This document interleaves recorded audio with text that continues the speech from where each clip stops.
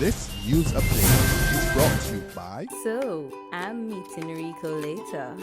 Gotta check in with the girls, but first, let me check my usage on the MyLime app.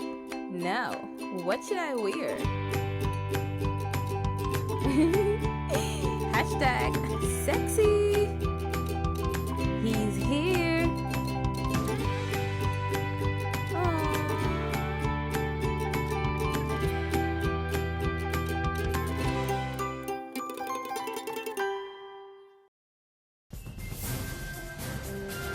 This is the Barbados Today afternoon update for Wednesday, July 8th. Thanks for joining us. I'm Fernella Wedderburn.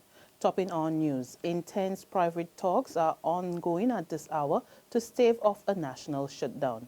After the island's largest trade unions brought out more than 3,500 workers on Monday, they stepped up action today at the Sanitation Department and the Barbados Port Authority. Now, two members of the social partnership have teamed up to help settle the bitter impasse over the dismissal of 10 employees at the Barbados Investment and Development Corporation. Our Emmanuel Joseph is tracking the story. As industrial action continues today in the dispute between the National Union of Public Workers and the state-owned Barbados Investment and Development Corporation, a major closed-door meeting is on at this hour with the umbrella body for trade unions and the island's private sector association. The meeting is taking place between the Congress of Trade Unions and Staff Associations, C2SAB, and its various members, including the National Union of Public Workers, as well as the private sector grouping. The talks, which are taking place at C2SAB's Beckles Road headquarters, are being chaired by President Cedric Murray to try to work out a solution that would bring an end to the ongoing industrial action, which is of grave concern to the private sector. Private sector spokeswoman Anne Reid said before going into the talk this morning that the business sector was about pushing the economy forward and about dialogue. In the meantime, the state-owned Sanitation Service Authority workers will not be collecting any garbage today nor digging graves. A go-slow at the Bridgetown port is also part of phase 2 of the action to force the BIDC to reinstate the 13 workers who were forced to retire in their early 60s or pay them until age 67. Emmanuel Joseph for Barbados Today. Meantime, the Queen Elizabeth Hospital puts a contingency plan in place amidst the continuing strike action. So far, Acting Chief Executive Officer Louise Bob says the action by the National Union of Public Workers has not affected the island's premier healthcare institution. But she says the board has decided to have a skeleton staff in place just in case trade unions decide to call out their members in the coming days. A 23-year-old man has died following a serious accident in Welch's Road, St. Michael. John David Murray of Roxy Gap, Eagle Hall, St. Michael, passed away at the Queen Elizabeth Hospital after colliding with a TransportBoard bus around 11:10 last night. The bus was driven by Ivan Goodrich. 9 other passengers on the bus complained of injuries, but police say none appeared to be serious. 8 of those were seen on the scene by ambulance personnel, and the other opted to seek private medical attention. Police investigations are continuing. Barbadians who have not yet received their bond certificates from the central bank will be able to collect them next week. The assurance from Senior Operations Officer Lionel Franklin, who says the central bank had hoped to have the certificates ready within 7 business days, but was not able to meet that target. She explained that the demand by the public since the bonds were relaunched has been tremendous, causing the turnaround time for processing applications and printing certificates to be longer than anticipated. Franklin assures that measures will be put in place to ensure that these challenges do not reoccur. She also revealed that the bank had received over 2,500 applications worth more than $60 million since June 1. In sports, a once-in-a-lifetime opportunity for Barbadian athletes to interact with a former Olympian great.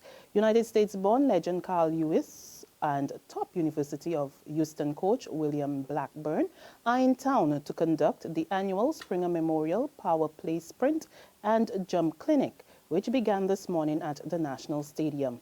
Lewis, who was met at the airport yesterday by Sports Minister Stephen Lashley and other sporting officials, says he will be showing the athletes the simple steps to become a top athlete. There's regional and international news after this short break.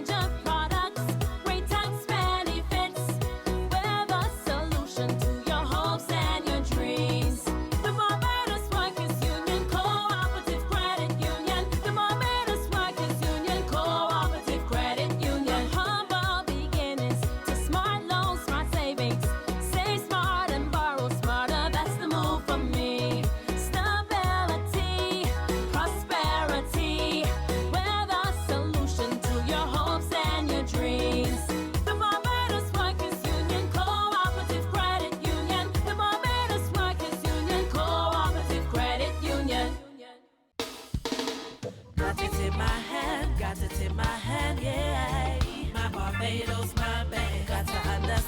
Got to understand, yeah. My Barbados, my babe.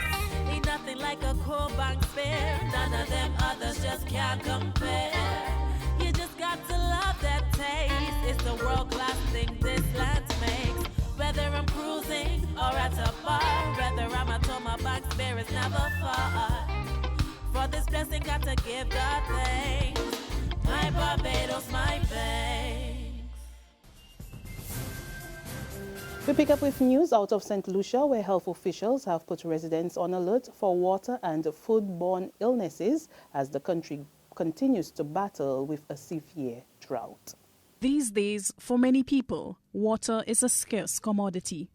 It is a public health concern, as water shortages often lead to poor sanitation, which is linked to the transmission of illnesses such as cholera, diarrhea, and gastroenteritis. The Health Ministry launched Vector Awareness Week last week.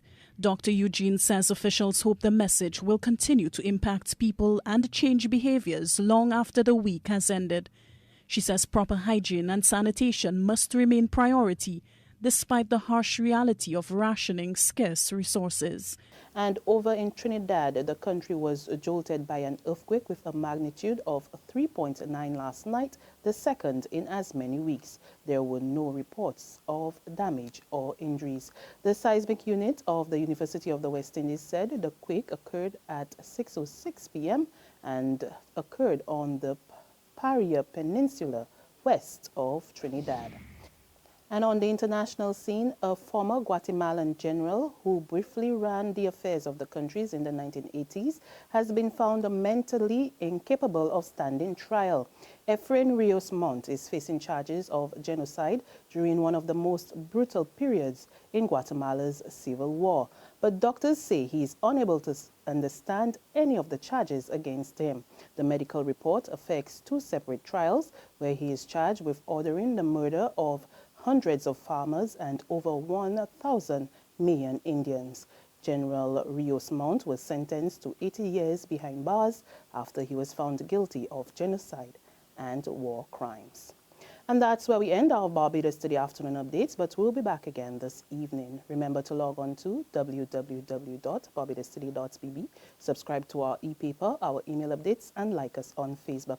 You can also catch us on Izumi Media in bus terminals or screenplay at supermarkets and gas stations near you. We're also on Channel 101 online TV and Mix 96.9 FM.